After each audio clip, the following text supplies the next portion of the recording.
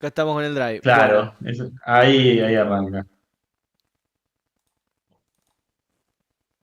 Arranquemos con la cero. Ahí está. La columna de hoy se llama Milei se te ve la casta, aludiendo a un clásico de la cumbia villera, eh, para hablar un poco de el prontuario de casta de Milei y sacarle un poco de esa cosa de que es un político distinto al resto y demás, y empezar a adentrarnos en la historia política de Milei que muchos piensan, y yo también antes de hacer esta columna, que arranca hace 2 años, pero no es tan así. ¿Está bien?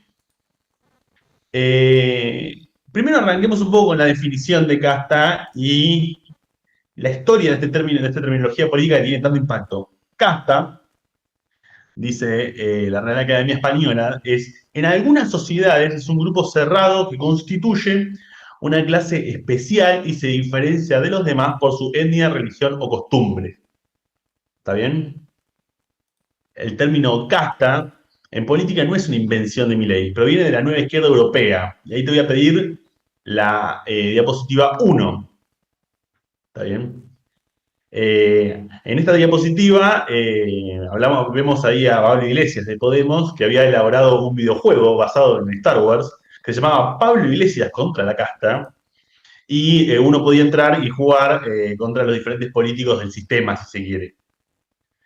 También probablemente haya sido en el movimiento 5 estrellas, siempre se disputa saber cuál fue el uso primero, que es de la diapositiva 2, donde se ve ahí, la traducción italiana es paremos a la casta, fermiamo la casta, eh, y el movimiento 5 estrellas siempre lo tuvo entre su artillería discursiva, y un poco detrás de la efectividad de esta suerte de entremot y categoría política, lo que hay, y lo que arrancó en Europa, es toneladas y toneladas de hartazgo. Y ahí te voy a pedir la diapositiva número 3. En el 2011, en España, lo que había era furia contra los políticos que gobernaban para los bancos. Es decir, estos bancos que habían dejado sin hogar a miles de trabajadores luego de la crisis de las hipotecas.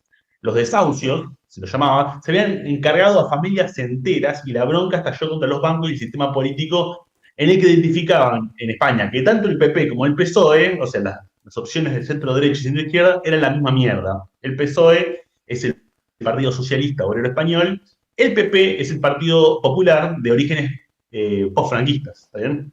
El proceso de los indignados en la Plaza del Sol, en 2011, amenazó con destruir el sistema político que había regido España desde el Pacto de la Moncloa, que es luego de la muerte de Franco, y fue ahí que Casta se popularizó por Podemos, una nueva organización que capitalizó ese descontento. Ahora te voy a pedir la diapositiva número 4. 22 años después en Argentina, lo que enfurece son problemas como la inflación, la inseguridad, los bajos salarios y los problemas de salud y la educación pública.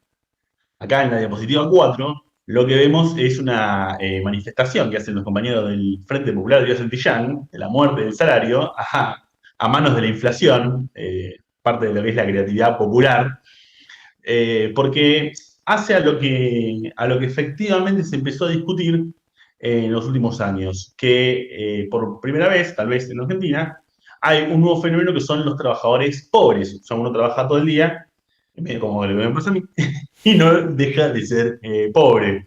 Algo que en general es una crisis con cierta novedad. En general, la pobreza aumentaba cuando aumentaba el desempleo. Bueno, ahora aumentó el empleo, aumentó la hiperexplotación, aumentó la precarización laboral, aumentó el ritmo de trabajo, pero aumentó la pobreza. Cada vez trabajamos más cantidad de tiempo, más intensamente y cada vez somos más pobres. Y es interesante que Milei a todo esto hábilmente le colocó la narrativa de una casta, ¿está bien? De políticos que roban con la emisión de gasto público. De esta manera, los que decían casta en España se enfrentaban a la austeridad y los ajustes, y los que dicen casta ahora en Argentina prometen austeridad y ajuste, porque prometen cortar con el déficit fiscal, etcétera, etcétera, etcétera. Sin embargo, si hay algo que coloca sobre la mesa este término y que explica en gran parte así como su efectividad, su punch, su pegada, es las similitudes con la definición del diccionario que leímos arriba. Y ahora te pido la diapositiva número 5. Volvamos a repetirla leyendo, viendo esta diapositiva. ¿Está bien? Un grupo cerrado que es una clase especial y se diferencia del resto. ¿Está bien? Para una gran parte de la sociedad, los políticos, como acá Insaurralde, paradójicamente el yate llamado El Bandido, El bandido, qué bueno viven cuando. aislados de una situación, en una realidad completamente distinta y llena de privilegios. Ujú. Mientras la vida, al compás de la crisis capitalista engendrada en 2008 y alimentada luego de la pandemia, se hace cada vez más difícil, la gente tiene que ver en los canales de televisión cómo los políticos defienden sus privilegios y prometen cosas que luego no cumplen. Vivir del Estado es el mote que se le asigna a la casta, políticos, mientras los trabajadores empobrecidos perciben que son una mayoría perjudicada que vive de su trabajo. Y de esa manera se crea una dicotomía entre los que viven del Estado, los políticos, y a lo que Milei, la derecha, la adjunta, la gente que cobra planes, que también trabaja, pero ellos ponen a todos en una misma bolsa, y los que viven de la iniciativa privada, que son los trabajadores que todos los días se van a trabajar, y toda esa cosa que alimenta esa dicotomía derechista. Es obvio que hay algo de razón en todo esto, que efectivamente hay una casta, hay un sector privilegiado que vive de muy distinto al resto, como lo vemos en esta gente subida al bandido. Lo que también es cierto es que Milei, lejos de ser un paladín del emprendedurismo privado, viene viviendo el Estado a través de la casta desde hace tiempo. Ya te voy a pedir la diapositiva número 6. Este muchacho es Antonio Bussi, genocida, tucumano, y luego fue, la recuperación de la democracia, logró ser gobernador y luego diputado. Es decir, que viene viviendo del Estado, primero haciéndose del Estado por las armas desde el punto de vista violento, antidemocrático, y luego viviendo del Estado a través de cargos políticos, representando a una parte de la derecha. Milei fue asesor de Bussi, y uno dice, bueno, está bien, era asesor de una parte de la casta política, pero era un político de derecha. Entonces, está bien, hay algo de coherencia ideológica en todo eso. Pero bueno, no es tan así. Ahora, en el 2015 participó de otro grupo de asesores, miré como viene asesorando mucha gente, solo que en este caso estuvo asesorando a, diapositiva número 7, El el Pichichi. Pichichi, el Pichichi. Está bien. Es muy divertido esto porque evidentemente en ese momento no lo consideraba un zurdo empobrecedor, hijo de puta, una escoria, ni parte de la casta. Evidentemente la guita que se garpaba con la plata del Estado, o sea, con la tuya contribuyente, no le molestaba en lo absoluto cuando iba a parar a su cuenta bancaria. Ni que hablar de quienes lo rodean. Nada más y nada menos que el apoderado de la Libertad Avanza es este muchacho que aparece. Me falta la 8. Ok, les cuento.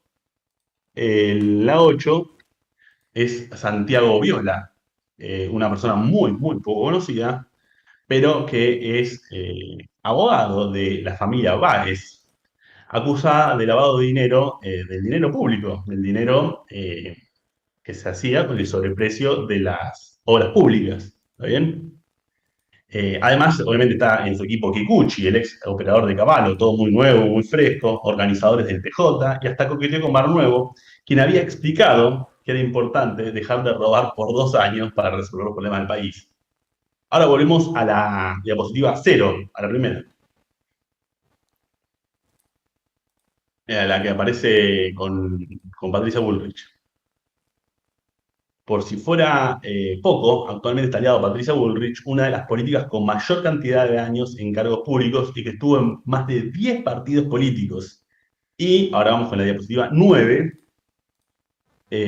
Sí, está el gato, Mauricio Macri, cuya empresa familiar, Socma, hizo millones con contrataciones y sobreprecios en el Estado. También la patria contratista, si hay algo más casta que vivir del Estado directamente es que el Estado te pague sobre precios por hacer obras públicas. Y es tan interesante, tal es así la guita que se embolsaban los Macris del Estado, Y cuando le preguntaron al papá de Macri, Franco Macri, si estaba contento con que su hijo se postulara a la presidencia, dijo que en realidad él prefería votar a los Kirchner.